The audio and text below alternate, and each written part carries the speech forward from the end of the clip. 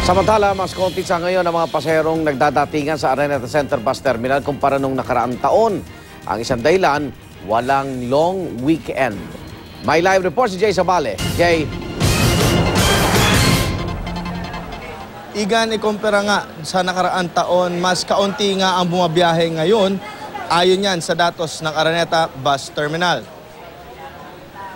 Mula October 23 hanggang October 29 ng parehong taon, nasa 36,540 lamang na po sa parehong period noong nakaraang taon. Umabot na ito ng 41,770. Ang average na pasahero na umaalis kada araw noong nakaraang taon ay 6,962, habang ngayon naman ay nasa 6,090. Ang mga dumarating naman dito na galing probinsya para dito na sa Metro Manila mag-undas, last year daw ay nasa 27,056 ito.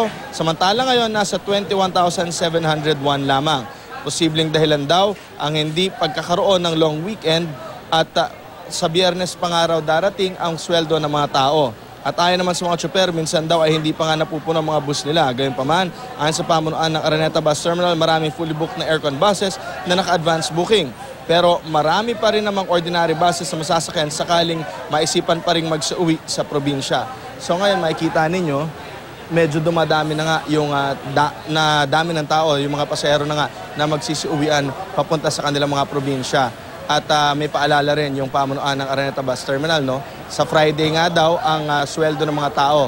Kaya kung kayo ay magsisiuwian nga, mas maganda nang mag-advance booking para hindi kayo magkakaroon ng problema pagdating dito sa Biyernes.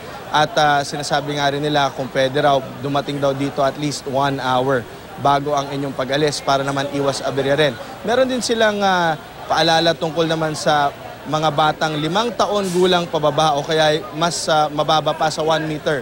Libre daw ito makakasasakay basta ikakandong ito ng kanyang legal guardian, no? Pero kung ito daw ay kukuha ng sariling upahan, ay kailangan ito magbayad. At ang student discount daw na 20% ay ino-honor lamang nila tuwing school days. At yan muna ang pinakahuling balita mula dito sa Araneta Bus Terminal. Balik sa Igan. Maraming salamat, Jay Sabale.